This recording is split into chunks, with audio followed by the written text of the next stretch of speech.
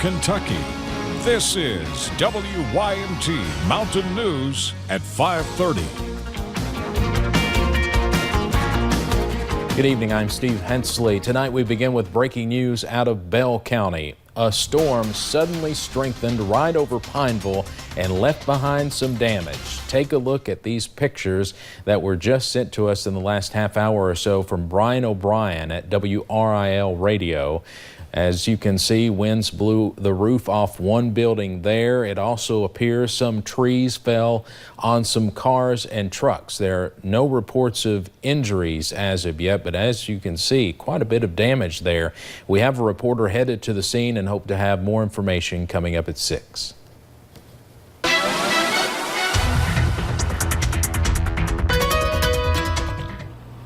Well, at least it's a beautiful day here in Hazard, but our friends down in Bell County not dealing with that so much. We actually have a radar loop of this storm. Let's go ahead and take you guys to that there in Bell County and parts of Pineville. You can see it very small, just literally popped up over Pineville and died down as soon as it left that area. I've talked to the National Weather Service. We're not really sure what happened over into Pineville. Right now, they're just ruling it some thunderstorm damage. I know we've had some downbursts in the past. Can't say it is that quite yet. Hopefully, we'll have more information here in the next couple of hours. This storm actually just popped up and really just strengthened over Pineville, just like Steve said, and now they're dealing with a little bit more of that rain. You'll see that here as we look at Pinpoint Doppler. You can see some rain now moving into Pineville. Looked like another storm was about to hit them, but good news is as it moved into the Pineville area, it started to weaken just a little bit. And taking a bigger look, you can see showers and storms scattered throughout our area. Pikeville dealing with some rain has been for quite some time. Looking over into parts of I-75, Pulaski County dealing with some rain, keeping a close eye on them as well. You can see more showers and storms out to the west, parts of Lexington, Danville. Good news is, as I keep looking at models, it shows that those dying down a little bit as they start to get into our area. But as we look at those temperatures across the area, you'll notice upper 70s to about those lower 80s, depending on those areas that have seen a little bit more rain. Temperatures are really those dew points are definitely in the oppressive stage. I promise it's hot and humid, and I'm out here outside of the front porch. We do have the blood drive going on until 6 o'clock today, and I know you guys are wondering about your fireworks forecast. I'll have a look at that July 4th forecast coming up in just a few short minutes. All right, Paige, thank you. First responders remain on the scene of that devastating fire at a major bourbon warehouse facility in central Kentucky. We have some video from the air that shows the Jim Beam aging facility in Versailles. Actually, this is ground video. The warehouse caught fire around 11:30 last night. The fire started in one warehouse before spreading to another. You can look and see how tall the flames were last night. Coming up at 6, we'll have more as crews continue to battle what's left of the flames, as well as what environmental impacts that area could face. Some sad news tonight out of Franklin County. A teenager has drowned in Elkhorn Creek. The coroner says 14-year-old Landon Smith drowned after he dove into the creek from a boat ramp around 5:30 last night. Officials say Smith was camping with his family at the time. Nick Oliver has the latest as the community mourns the loss of a young life. The waters of the Elkhorn Creek in Franklin County are back to being calm. It doesn't take but a second for somebody to go underwater. This after officials say 14-year-old Landon Smith drowned after diving into the creek while spending the holiday camping at Stillwater's campground. One of them hollered, he saw me and hollered out at me possible drowning. Kim Strohmeyer, the manager of the campground, says thousands of people enter this creek year with no problems. And last night, unfortunately, that changed. The coroner says they recovered the teen's body 3 hours after the search began. Smith was not wearing a life jacket. For those people watching this, I would just ask if anybody that's so inclined, these folks sure need their prayers. And with this tragedy still settling, emergency officials are now redirecting their attention to warning others on being safe during this busy holiday week on the water. You know, the biggest thing people need to have is respect for the water. Franklin County Emergency Manager Tom Russell is preparing for a busy week and weekend ahead, as many boaters and swimmers are preparing to hit the water, but are likely to forget one very important item. Everybody needs to understand that you need to wear a personal flotation device. Wear a PFD. If you're going to swim in the river, the creek, wherever it is you're going to swim, either have a buddy with you that can swim or wear a personal flotation device. The coroner's office says the drowning is still under investigation. However, they do not believe foul play was involved. In Franklin County, Nick Oliver, WYMT Mountain News. In a statement, Anderson County Schools called Smith's death devastating. Grief counselors will be at the school. 2 parents are charged after their 3 children were found in what police call horrible conditions inside a Winchester home. Police arrested Michael and Laura Wilburn. Officers say they could smell urine from the house when they were outside. They also say there were 3 dogs, 2 cats, a snake, and a turtle in the home.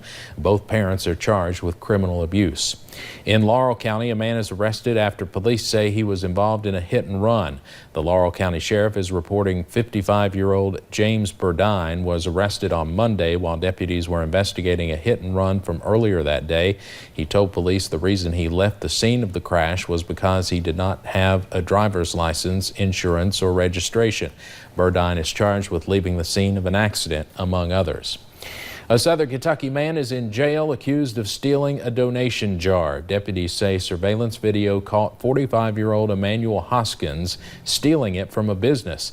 The donations were benefiting child abuse victims. They say $66 was inside. Hoskins is facing theft charges. In addition to this, Knox County officials also charged him with theft and criminal mischief.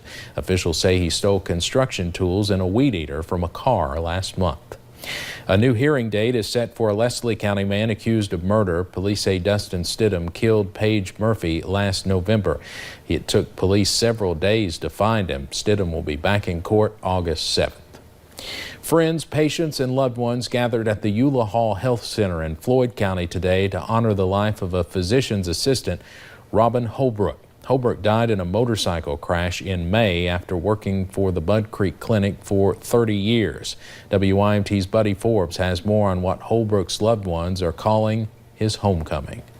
We all knew that things wouldn't last, so it started. When Robin Holbrook died on May 31st, it's heartbreaking.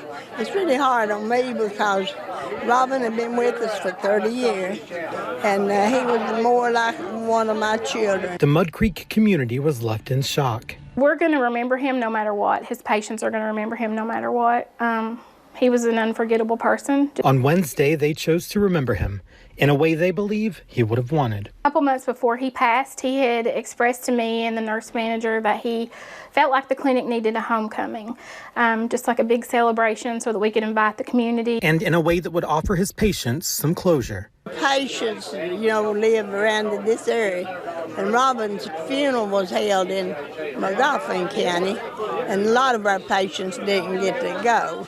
And a chance to celebrate Dr. Robin. This is, in a sense, a celebration of Robin Holbrook's life and who he was, but it's also his homecoming, and I'm proud that I was able to help give him that. As the clinic's workers try to move forward, He knows that we're going to do anything that we can do to keep the patients here, to keep them happy, to make sure they're safe, to make sure they're taken care of. they say they will pick up the slack and take care of their patients. They may take his place, but they'll not take Robin's place. But they will never let his memory die. In Floyd County, Buddy Forbes, WYMT Mountain News. A balloon release was also held in Holbrook's honor. Also good to see Eula Hall as always. I believe she's 91 now. In Wayne County, an investigation led to deputies recovering a large amount of drugs and money. The sheriff says a search warrant was executed Tuesday night and deputies seized more than 730 grams of marijuana, guns, and almost $800 in cash. Deputies arrested and charged Vernon Maxwell with trafficking marijuana. Deputies also got a second search warrant where a large amount of meth and marijuana was seized. No arrests were made at that home. Coming up on Mountain News at 5:30 on a busy news day, those calls that bombard and harass you may soon be curbed. The FCC is taking new steps to block robocalls from ever showing up on your phone. And it's a beautiful day here in Hazard. Others dealing with those nasty storms. I'll have a look at that full forecast coming up in just a few short minutes. Coming up, gas station employees in Laurel County say holiday traffic is picking up as the 4th of July approaches. We'll have the details in just a few minutes.